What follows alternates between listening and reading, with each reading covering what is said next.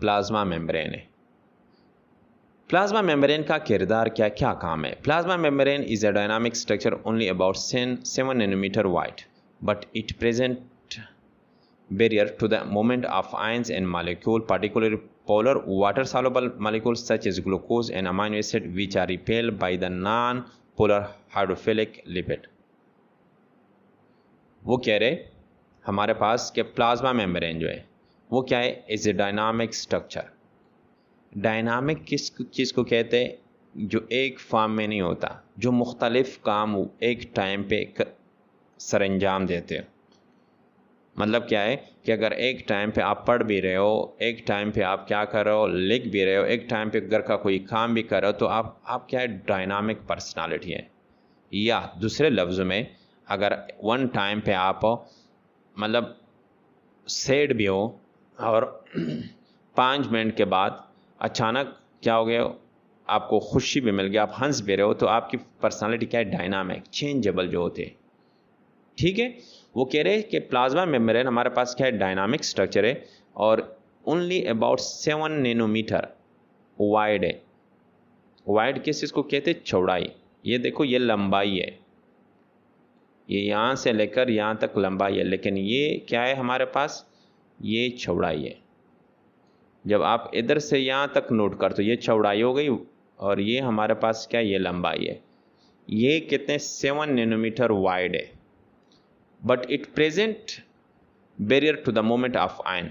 लेकिन जब आयन ने अंदर आना है, ये 7 नैनोमीटर क्या प्रोवाइड करता है? रुकावट बना होता है। किसके लिए? To the movement of ions, ions के हवाले से और मॉलिक्यूल के हवाले से। और उनमें खासकर पार्टिकुलर कौन से आयन की बात हो रही है? पोलर। और वो हमारे पास क्या होंगे? वाटर सॉल्युबल जिस तरह होते हैं। पोलर आयन जो होते हैं हमारे पास, जो पोलर वाले होंगे जिसमें पॉजिटिव और नेगेटिव आयन होते हैं, जो वाटर सॉल्युबल भी होंगे, मॉलिक्यूल सच एज ग्लूकोज, जिस तरह आपके पास ग्लूकोज हो गए, या amino acid, which are repel by the non polar, जिसको रिपेल किया जाता है। रिपेल का मतलब क्या? पीछे धकेलना, नज़दीक ना आने देना। जो रिपेल करते, कौन रिपेल करते? Bye the non polar hydrophilic lipid. कौन करता है? हाइड्रोफिलिक लिपिड करता है। किसकी वजह से कर रहा है? ये वाटर सॉल्युबल की वजह से, क्योंकि हमारे पास यहाँ पे क्या कह रहे हैं कि जो बैरियर की तरह यही मेम्ब्रेन काम कर रहा है, जो 7 नैनोमीटर वाइड होता है, वो क्या करता है? यहाँ पे movement of ion and molecule वो कंट्रोल कर रहा है एज ए बैरियर के तौर पे, एज ए रुकावट के तौर पे। लेकिन उन मॉलिक्यूल और आयन में हमारे पास किसकी बात हो रही है? पोलर की बात हो रही है। फिर कह रहे this prevent the aqueous content of the cell from escaping. इसी तरीके से वो क्या करते हैं? दिस प्रिवेंट, बचाते, the aqueous content of the cell from escaping. इसी तरीके से जो सेल के अंदर, ये मेम्ब्रेन हो गया बाहर, जो एक्वियस कंटेंट है, जो पानी के अंदर मौजूद है, लिक्विड के अंदर मौजूद है, वो content of the cell, content कोई भी चीज़ हो सकती है, कोई भी मटेरियल आपके पास है जो सेल के अंदर मौजूद है, किस चीज़ से उसको प्रिवेंट करता है, बचाता है? From escaping.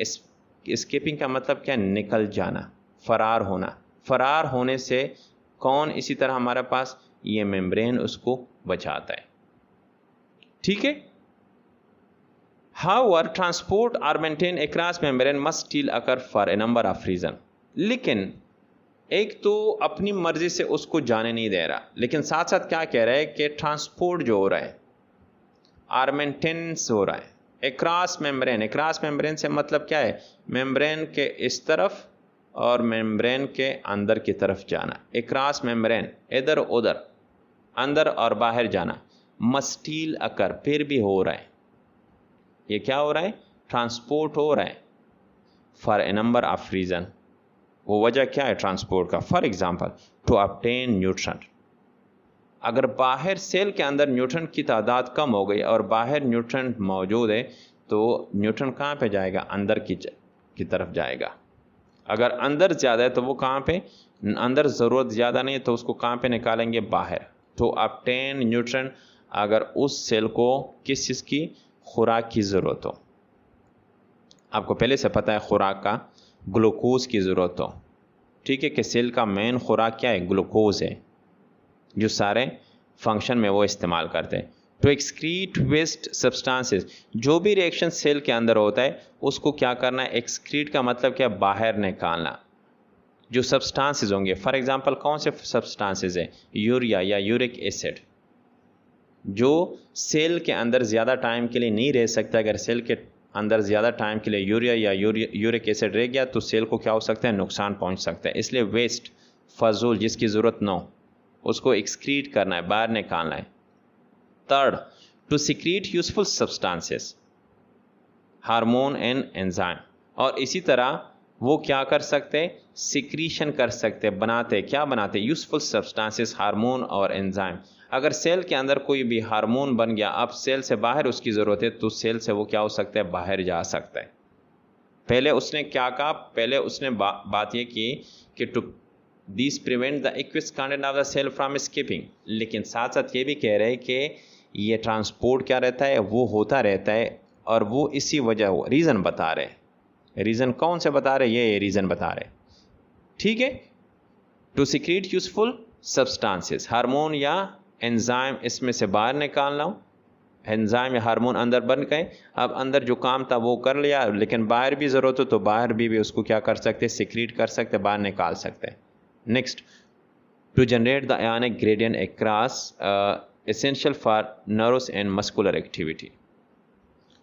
किस चीज़ के बनाना, जनरेट का मतलब क्या है, बनाना। The ionic gradient essential for nervous and muscular activity, जब भी मस्कुलर एक्टिविटी होती है या नर्वस एक्टिविटी, जो नर्व इम्पल्स जाता है, जिस तरह बिजली के अंदर तारे जाती है, इसी तरह हमारे बॉडी के अंदर तारों फॉर्म होता है, तारों की तरह होता है, जिसमें मैसेज जाता है। अगर आपकी उंगली को कोई कील लगा हुआ है या कोई कांटा लगा हुआ है, वो जो मैसेज सेकंडों के अंदर, सेकंड से भी कम टाइम में आपके दिमाग तक पहुंचता है, वो तारों के ज़रिए, वो नर्व इम्पल्स के ज़रिए नर्व में क्या करता है, वो आगे आपके ब्रेन तक जाता है, ठीक है। लेकिन इस जाते टाइम जो ये नर्व सेल होते हैं या नर्व टिश्यू जो होते हैं, उसके बाहर भी क्या होता है, ग्रेडियंट होता है, आयोनिक ग्रेडियंट होता है। जिस तरह पॉजिटिव फॉर एग्जांपल है और अंदर क्या है, माइनस ग्रेडियंट है। जब मैसेज ने पास होना है तो क्या होता है, ये ग्रेडियंट चेंज हो जाता है। मिसाल के तौर पे एग्जांपल हम जनरल ले रहे हैं यहाँ पे कि नेगेटिव चार्जेस बाहर चली जाती है और पॉजिटिव चार्जेस कहाँ पे चली जाती है, अंदर की तरफ चली जाती है। इसलिए यहाँ पे कहते हैं to maintain, to generate the ionic gradient, के आयोनिक ग्रेडियंट को क्या करे, जनरेट करे। Essential for nervous and muscular activity, जो क्या होता है, एसेंशियल का मतलब इंपॉर्टेंट होता है, ज़रूरी होता है। किसके लिए, कब ज़रूरी होता है, नर्वस एंड मस्कुलर एक्टिविटी के लिए। जब मस्कुलर एक्टिविटी कर कोई हेवी चीज़ आप उठाते हो या एक्सरसाइज करते हो या जिम करते हो या नर्वस वाला प्रोसेस होता है, कोई मैसेज पास होने वाला होता है, तो उस टाइम में आयोनिक ग्रेडियंट क्या होता है, उसको जनरेट करने के लिए, बनाने के लिए भी ये ज़रूरी होता है। कौन सी चीज़ ज़रूरी होती है, आयोनिक ट्रांसपोर्ट जो होता है, अंदर या बाहर जाना।